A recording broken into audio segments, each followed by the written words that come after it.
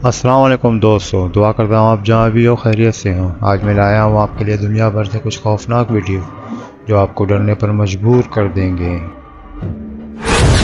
Number 1, आज की हमारी पहली वीडियो मैक्सिकन यूट्यूबर सोयरोंसी की है। इस वीडियो में ये लोग कई सालों से बंद एक बिल्डिंग को एक्सप्लोर करने जाते हैं। इस बिल्डिंग के बारे में कहा जाता है कि यहाँ से खौफनाक किस्म की आवाज़ें आती हैं और यहाँ पर मुख्तलिफ़ किस्म के साए भी नज़र आते हैं। इस बात का पता लगाने के लिए ये लोग इस बिल्डिंग में आते हैं। शुरू में इनको पत्थरों के गिरने और बच्चों की आवाज़ें आती हैं, जिनका ताक़ुब करते हुए वो मुख्तलिफ़ कमरों में इन्वेस्टिगेशन करते हैं। फिर इनको एक साया नज़र आ जाता है जो इनके कैमरे में रिकॉर्ड भी हो जाता है।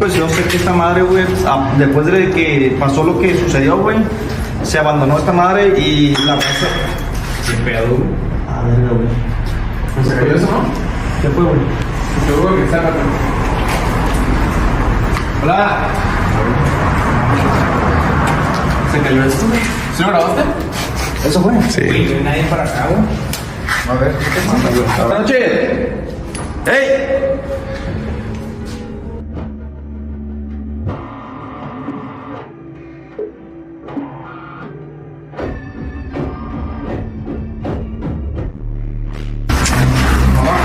Ay, no mames, no mames. Hay que bajarlo ya, güey, la neta, güey. Ay, cabrón, güey. No mames, güey. ¿Qué pedo, güey? ¿Qué pedo? Espérate, güey. Vete para atrás, güey. Vete para atrás. ¿Quién está aquí? A mí el lugar. No, espérate, güey. ¿Quién está aquí? ¿Lo escuchaste, güey? Y era una voz de mujer, güey. Sí, güey. Se escucharon pasos. Number 2, आज की हमारी दूसरी video TikTok की है। ये video बहुत ही अजीब और खौफनाक है। इसमें आप देख सकते हैं कि कोई शख्स दरवाज़े को नॉक करता है और इसका हाथ भी दरवाज़े पर लगे शीशे से साफ नज़र आ रहा होता है। मगर जब इस घर का ऑनर दरवाज़ा खोलता है तो वहाँ कोई नहीं होता। एक लम्हे के लिए हम ये सोचें कि वो शख्स दरवाज़ा नॉक करके भाग गया है और इस बात को हम मान भी लेते हैं, तो इसकी रफ्तार का अंदाज़ा आप खुद ही लगाइएगा।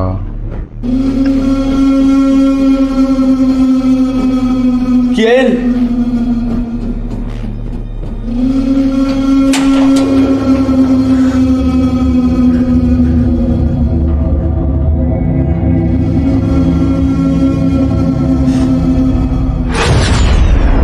नंबर 3, ये वीडियो भी एक खौफनाक चैनल से मिली है जिसका नाम तो पता नहीं, मगर ये वीडियो बहुत ही खौफनाक है। पहले तो इनको अपनी गाड़ी के सामने एक बास्केट नज़र आता है। इसको देखने के लिए जब वो अपनी गाड़ी से उतरते हैं तो वहाँ इनको एक लड़की नज़र आती है। Yo, what the hell is that? That's demented, man. Hello? Yo, let's go. Hello? Yo, we can't leave. Dude, hello? Dude, let's go. Bro. Are you seeing this? Yeah, I see it. Let's go, man. What are you doing? Dude, it's moving. Yo, what the Yo. Oh my god. जो बहुत ही अजीब दिखती है। फिर वो लड़की गली में जाकर गायब हो जाती है।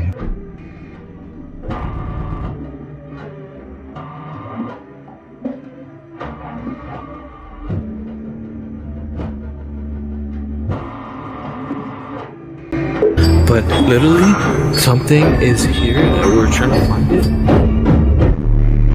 फिर वो लोग जाने लगते हैं। कार में बैठकर एक शख्स देखता है कि उसके कपड़े पर खून के निशान हैं जो खुद से ही कपड़े पर लगे हुए होते हैं। इसे देखकर वो शख्स परेशान हो जाता है। फिर वो लोग जब वहाँ से जाने लगते हैं तो उसी गली के कोने में वो लड़की खड़ी नज़र आती है। अब ये वीडियो फेक है या हकीकत, इसका फैसला मैं आप पर छोड़ता हूँ। अपनी राय ज़रूर दीजिएगा। नंबर 4, ये वीडियो टानी आरजे शेल्टर नामी एक टिकटॉकर ने शेयर की है। वो एक घर में बेबीसिटर का काम कर रहा होता है तो उसे रात 10:30 बजे उनको उस घर में किसी की मौजूदगी का एहसास होता है। और बच्ची के कमरे से कुछ अजीब सी आवाज़ें आ रही होती है। जब वो कमरे में रखे बेबी मॉनिटर को चेक करता है तो उसे हैरत का शदीद झटका लगता है। बेबी मॉनिटर में जो रिकॉर्ड होता है वो बहुत ही खौफनाक होता है। फिर वो बच्ची को देखता है तो वो सही सलामत होती है। टॉनी कहता है कि इस वाक़े के बाद से उसे ऐसा लगता है कि हर वक्त उसके साथ कोई होता है जो इसको दिखाई नहीं देता। फिर वो इस बात का पता लगाने के लिए अपनी वीडियो बनाने लगता है जहाँ एक लड़की उसे अपनी वीडियो में दिखाई देती है। इस वीडियो में आप देख सकते हैं कि वो किसी जंगल में वीडियो बना रहा होता है तो इसके पीछे एक अजीब से दिखने वाली लड़की नज़र आती है। इस वीडियो में वो लड़की मुख्तलिफ जगहों पर इसका पीछा भी करती हुई दिखाई देती है। नंबर 5।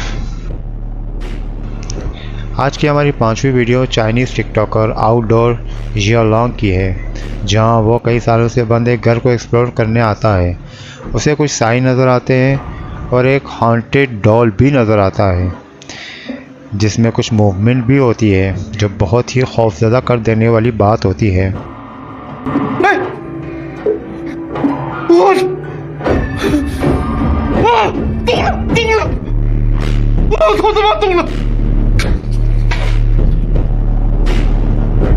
फिर इस घर में कुछ आवाज़ें भी आती हैं मगर वहाँ भी कोई नहीं होता।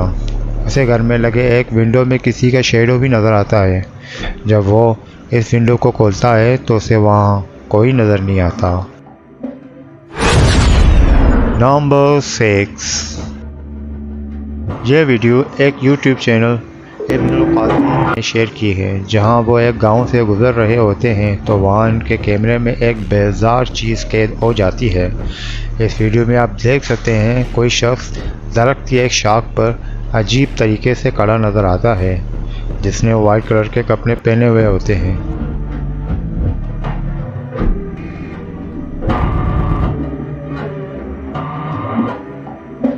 इस वीडियो में आप कुछ अजीब सी मखलूक को देख सकते हैं जो सीसीटीवी कैमरे में कैद हुई हैं। इनमें एक हार्बर में खड़े जहाज़ के ऊपर और साहिल पर कुछ अजीब मखलूक को देख सकते हैं। ऐसा लगता है जहाज़ में खड़े वाइट फेवर मखलूक और साहिल पर दिखने वाली मखलूक को जहाज़ पर आने से रोक रहे हैं, जबकि नीचे दिखने वाली मखलूक ऊपर आने की कोशिश कर रहा होता है।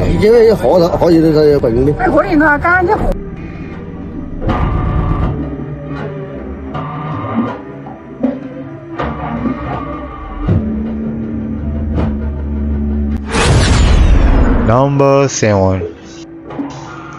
यह वीडियो टाबी आपो नामी YouTube चैनल ने अपलोड की है। यह इंडोनेशियन पैरानॉर्मल इन्वेस्टिगेशन लंबा सफ़र तय करके इस गांव में उस मखलूक के बारे में जानने आए हैं जिसके बारे में गांव वालों का कहना है कि यह मखलूक किसी भी वक्त कहीं से भी खेतों में नज़र आ जाती है और ये मखलूक दिखने में बहुत ही अजीब होती है। आप भी देखिए।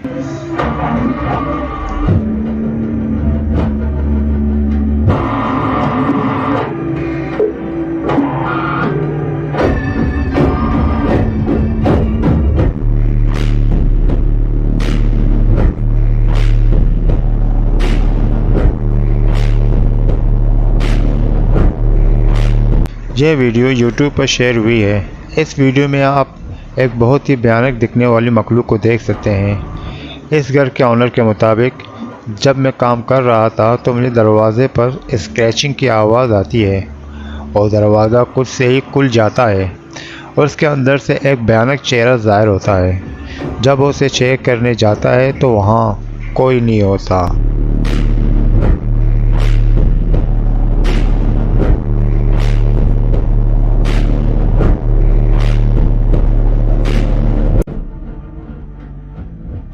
इसी तरह एक और वीडियो जो टिकटॉक से है, इसमें आप देख सकते हैं कि घर के बाहर लगे सीसीटीवी कैमरे में एक मखलूक नज़र आती है जो बहुत ही अजीब दिखती है। इसमें आप देख सकते हैं जब एक खातून तेज़ी से अपने घर की जानिब जा रही होती है तो सड़क की दूसरी तरफ उस मखलूक को आप देख सकते हैं जो अजीब तरीके से वहाँ से गुज़र रहा होता है।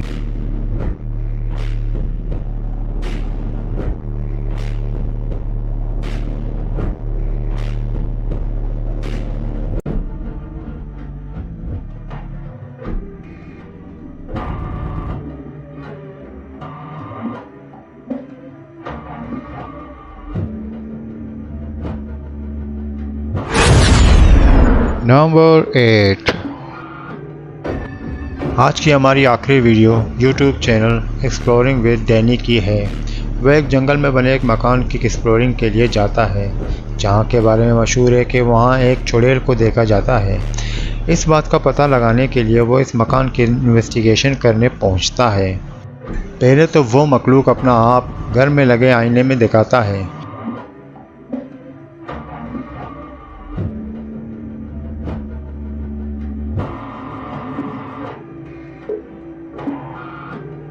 फिर डैनी मज़ीद इन्वेस्टिगेशन करने जंगल की तरफ जाता है, जहां वह मखलूक मौजूद होती है और उसे देखकर उसके पीछे पड़ जाती है। Oh my God.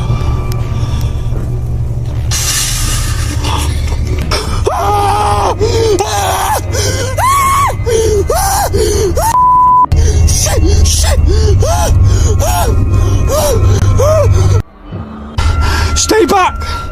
Stay back! Stay the fuck back! Stay back!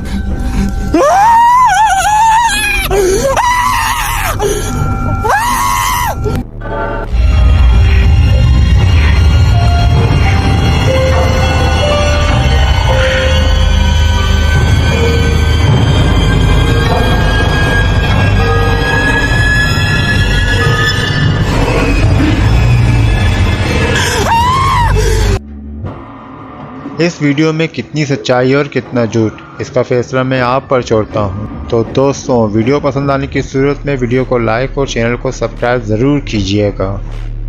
तो दोस्तों, अब चलते हैं हॉरर स्टोरी की तरफ। यह स्टोरी हमने ली है खौफनाक कहानी ऑफिशियल से, आप ज़रूर सुनिएगा। अस्सलाम वालेकुम लिसनर्स, मैं हूं आप लोगों की host Naushin. Welcome to my channel खौफनाक कहानी ऑफिशियल। ये खौफनाक कहानी बाबर शेयर कर रहे हैं कराची से। बाबर कहते हैं, मैं कराची का रहने वाला हूं और आज आपके साथ अपनी ज़िंदगी में पेश आने वाली बहुत ही ज़्यादा ड्रामनी कहानी शेयर करना चाहता हूं। आज से 10 साल पहले की बात है।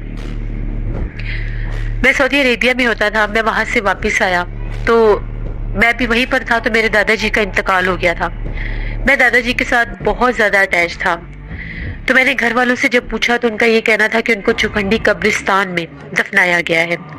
मैंने ये कहा कि ठीक है, फिर मैं उनकी कब्र पर जाऊंगा। तो मेरे छोटे भाई ने ये कहा कि जब आपको जाना होगा मुझे बताना, मैं आपको ले जाऊंगा। मैंने उसे कहा कि ठीक है, लेकिन मैं किसी काम के सिलसिले में बाहर था तो मुझे सारी जगहों का पता था। मैं चुखंडी रेलवे स्टेशन की तरफ से होता हुआ जा रहा था। सर्दियों का मौसम था, बहुत सख्त सर्दी थी। अभी मगरिब नहीं हुई थी, मगरिब से पहले का ही टाइम था, लेकिन सर्दी होने की वजह से वो शाम का ही मंजर महसूस हो रहा था।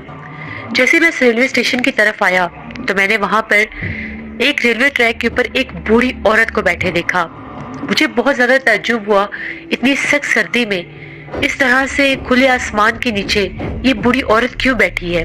उसके सर के बाल भी खुले थे, सफेद रंग के बाल थे। जैसे मैं उस बूढ़ी औरत के पास गया तो मैंने उससे बात करने की कोशिश की, लेकिन वो बहुत ज्यादा ज़ईफ थी। उसने मेरी किसी बात का जवाब भी नहीं दिया। वो इस तरह से बैठी हुई थी जिस तरह से बिल्कुल झुक कर बैठी हुई थी। खैर मैं वहां से चल पड़ा। मैं बाइक पर था। मुझे ये था कि शायद ये बूढ़ी औरत हो, इसे किसी चीज की जरूरत हो, मैं इसे कुछ पैसे दे दूंगा। लेकिन उसने जब मेरी किसी बात का जवाब भी नहीं दिया, मैंने बात करने की कोशिश की तो इस बूढ़ी औरत ने अपने चेहरे के ऊपर जैसे चादर कर ली। मुझे लगा कि शायद ये बात करना नहीं चाहती। मैं वहां से चल पड़ा। जैसे मैं चुखंडी कब्रिस्तान पहुंचा, मेरी हैरत की कोई हद नहीं थी।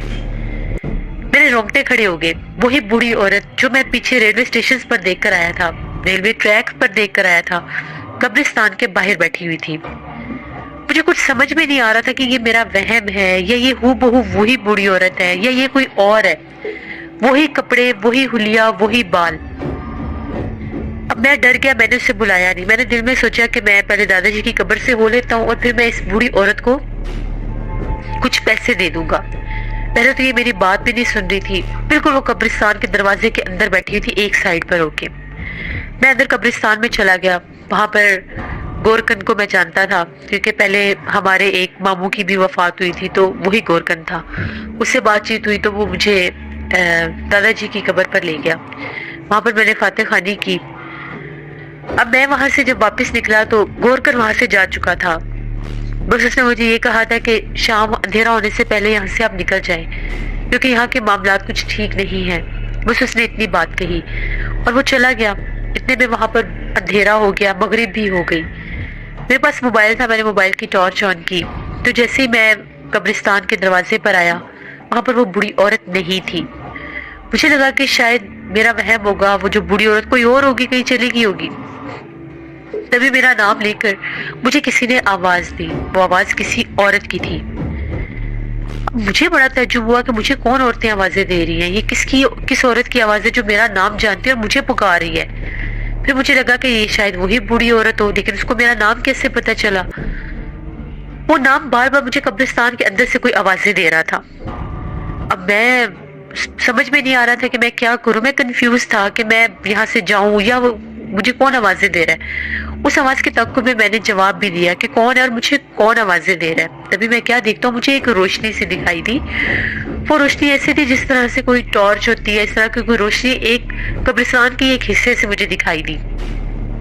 तभी मैं क्या देखता हूँ, एक ऊंची सी कब्र थी, उसके ऊपर बकायदा वो छत वगैरह भी बना हुआ था। उस कब्र के पास कोई औरत खड़ी हुई थी।